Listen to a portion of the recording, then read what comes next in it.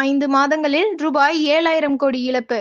Online மோசடியில் இந்தியர்கள் சிக்கல். 2025ஆம் ஆண்டு முதல் 5 மாதங்களில் மட்டும் இந்தியர்கள் ஆன்லைன் மோசடிகளால் ரூபாய் 7,000 கோடியை இழந்திருப்பது அதிர்ச்சியை ஏற்படுத்தியுள்ளது.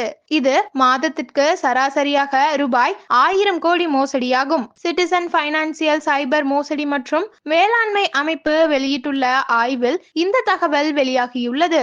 இது பதிவு செய்யப்பட்ட சைபர் குற்றங்களின் அடிப்படையிலான கணிப்பாகும். புகார் அளிக்கப்படாத பல்வேறு மோசடிகளும் இதில் சேராத நிலையில் மொத்த இழப்பு தொகை இன்னும் அதிகமாக இருக்கலாம் என கூறப்படுகிறது. பாதிக்கப்பட்ட பணத்தில் பெரும் பங்கு கம்போடியா, மியான்மர், வியட்நாம், லாவோஸ் மற்றும் தாய்லாந்து போன்ற தென்கிழக்கு ஆசிய நாடுகளை சேர்ந்த மோசடி கும்பல்களின் பங்கு அதிகம். இந்த நாடுகளில் சீனர்கள் இயங்கும் பாதுகாப்பான சைபர் மையங்களில் இருந்தே இந்த மோசடிகள் நடத்தப்படுகின்றன. ஜனவரியில் மட்டும் ரூபாய் 1,192 கோடி, பிப்ரவரியில் ரூபாய் 951 கோடி, மார்ச்சில் ரூபாய் 1,000 கோடி மற்றும் ஏப்ரலில் 999 கோடி மதிப்பிலான மோசடிகள் நடந்துள்ளன.